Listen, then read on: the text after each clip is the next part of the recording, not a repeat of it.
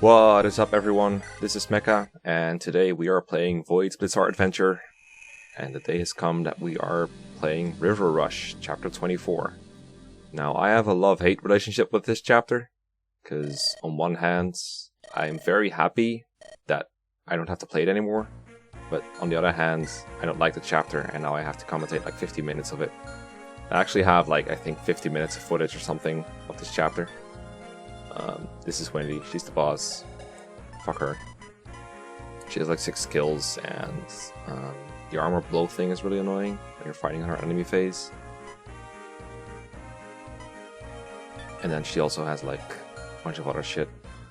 She's very tough to one-round kill for any of my enemies, or for any of my units. But anyway, I have like 50 minutes of footage of this chapter.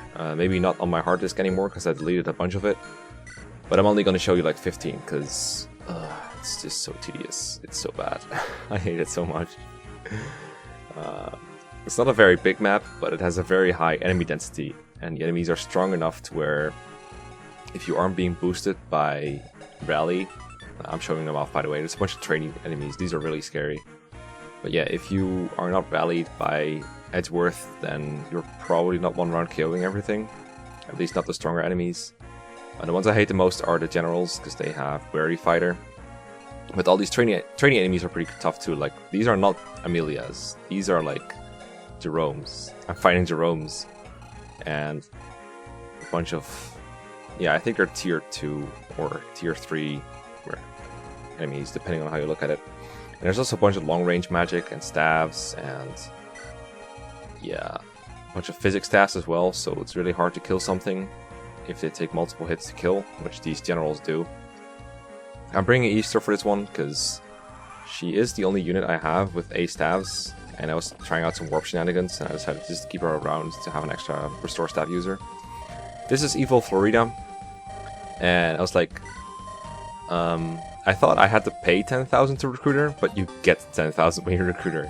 Even if she cost 10,000, I still would have recruited her, because she comes with items with like a total worth of like 8,000, so it's not a big deal, and I want to recruit everyone.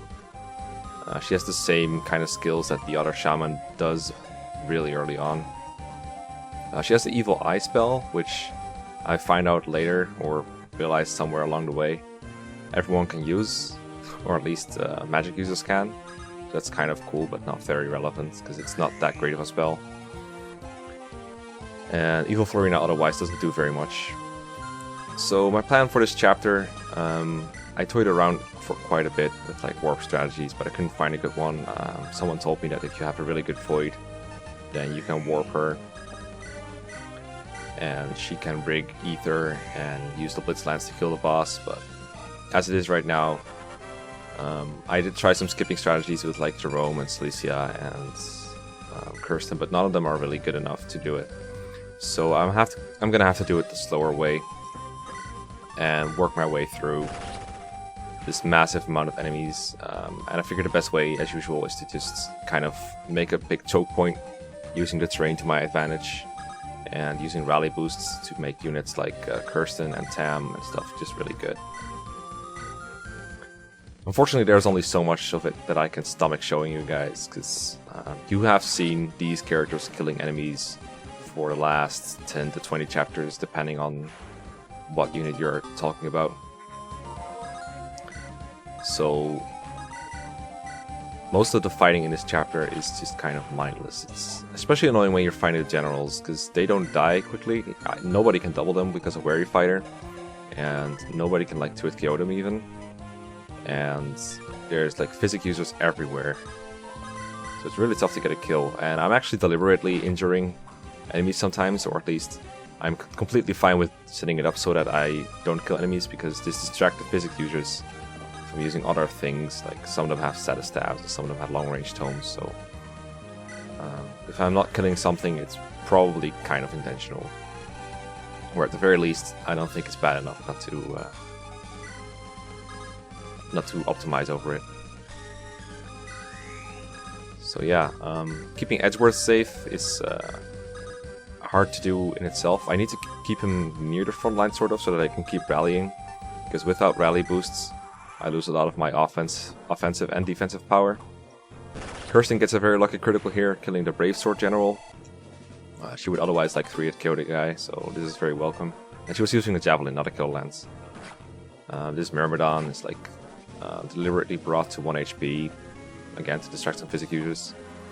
And I don't actually have a Restore Staff against all these status staffs. There's like a Freeze Staff and a Silence Staff. And I think there might be one more Sleep Staff of sorts. I don't have a way to cure that. That's really annoying. But the female priest, aka the cleric, that's near Kirsten has the Restore Staff and drops it. So I do make sure to obtain that, and then I think I get it to Easter so she can heal things. But she only has 6 move and she takes a bunch of terrain penalties. There's also Eclipse, but Eclipse is not really relevant. They aim for Edgeworth and do like 5 damage, that's pretty funny.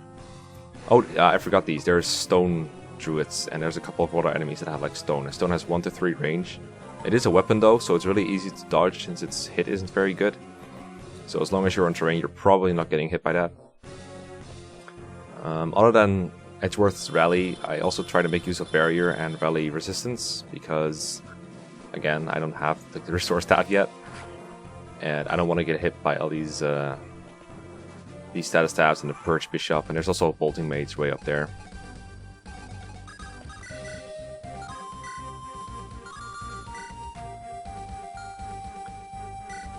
I mean, I don't blame anyone for this philosophy of like, okay, we're going to try to overwhelm the player with high quality enemies, and I actually think some of the positioning of the enemies is pretty clever. If a bit tedious, like trying to kill, for example, that choke point up there. There's like 2 generals and then 2 snipers with longbows and a super journeyman, and none of those guys move, so it's really hard to get through because these enemies don't move into positions where you can kill them easily. They are just standing next to each other, being a big pain in the butt. Nice job, Void. Well played. At least you got a level up out of it. I gotta reiterate, I really don't think Void could have been much better unless I kept her unpromoted for a lot longer. But yeah, I am constantly looking out for Edgeworth's life in this. Sometimes what I'm doing might not be the most efficient, but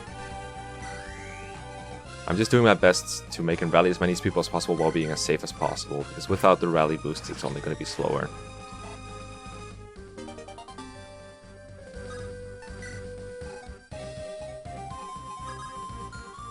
Unfortunately I didn't have the space once again for Rogue Anna. I really would like to show off the triangle attack sometime. Maybe I'll make a different video of it. I want to deliver on my promise.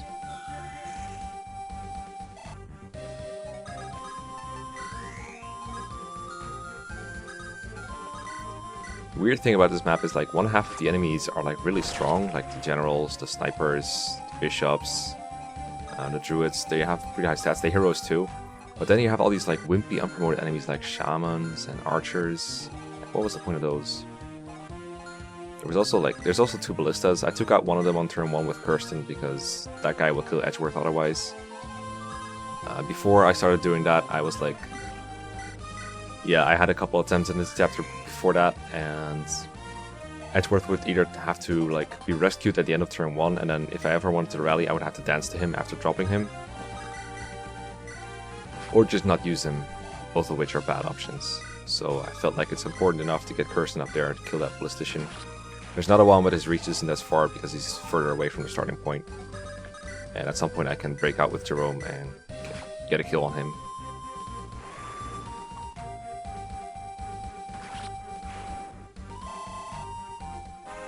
It's hard to optimize your enemy phase when a lot of these enemies don't even die to like your 2 ranged weapons, but I think in this case almost everyone has 2 ranged equipped, so a bunch of these generic junkies will die pretty quickly.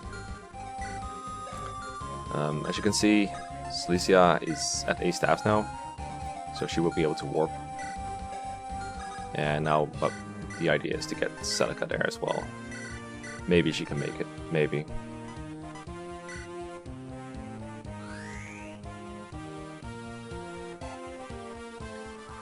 But yeah, if you designed this map, no offense to you, but I am not a fan. Not a big fan.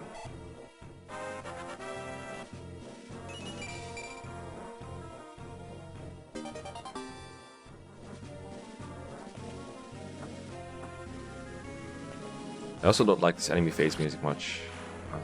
think it mostly plays when you're fighting Grotto in FE8, which is honestly most of it. I think it's like main army Grotto. You hear it so often in FE8, it gets pretty tiresome. I like this hack most when it has like original music, like the Spooky Ghost theme.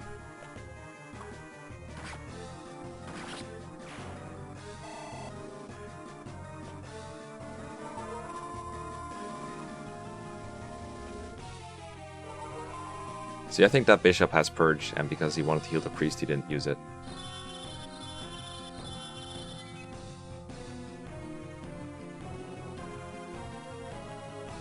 So many enemies, holy god.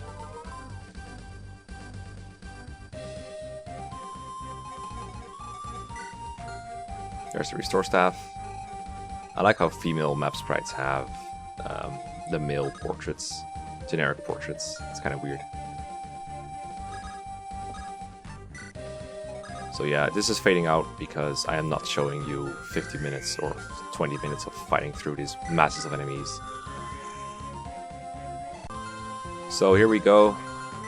We are now close to Gwendolyn, and everything is going smoothly. Just get rid of this stupid, annoying status staff, Purge, whatever, bishop, with Jerome, who is almost level 20, just one more level. And things seem kind of fine. I don't think I have a rally boost on Cilicia or Jerome, but that looks sort of safe, right? We seem good. I think we're in good shape.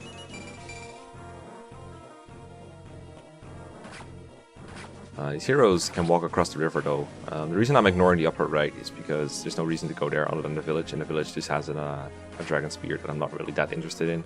So like invest resources into it. Get some S rank anima. And hopefully next turn we can break through. And start hurting Gwendolyn. I will say Gwendolyn is a pretty funny idea for a boss. There's a bolting mage. And Cilicia's getting kind of low. That's annoying. But she is kind of dodgy, right? Right? Clips, completely irrelevant. Healing animations that take a long time. What else is new? Oh. Oh. Well done. Yep. Rip. Nice brave bow sniper. Nice sure shot. Nice hit rate. So yeah, that sucked, but now we're back again with another attempt, and this time we were pretty close. Jerome unfortunately isn't very good against Gwendolyn when she has her plus 10 defense ability activated, and oh, I put that guy in range. Well, so I'm just going to show real quick what the village has before we get to the final take. There's a typo there in appearances, by the way. I think that's meant to be spelled differently. We got a Worm Slayer. The other village has a Dragon Spear, as I said. Not interested enough to go closer. But yeah, let's get it. So now we have a way to get to Gwendolyn. No enemies in the way and like 4 good characters that can all attack her. God, she's so strong. I mean, I can do damage to her alright, but this is not going to be a one-round kill. Not even close. Tomahawk is pretty annoying because that means my best weapon against him is, or against her, is the Axe Reaver.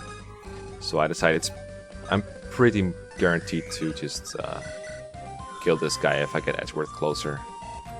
Big rally boost make a big difference. It's like plus 6 damage per hit, and you always double. So that is worth it to get him closer.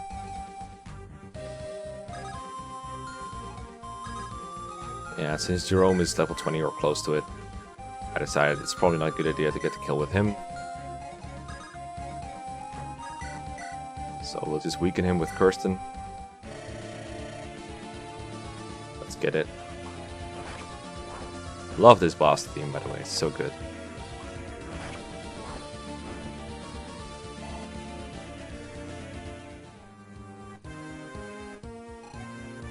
And now we can do the finishing blow with Big Tim.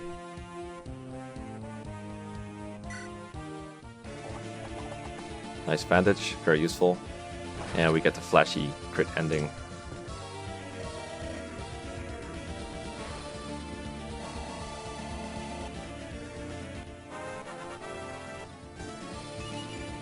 Tim is looking really good.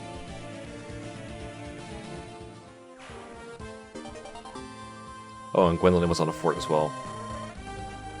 At least this conversation is very self-aware.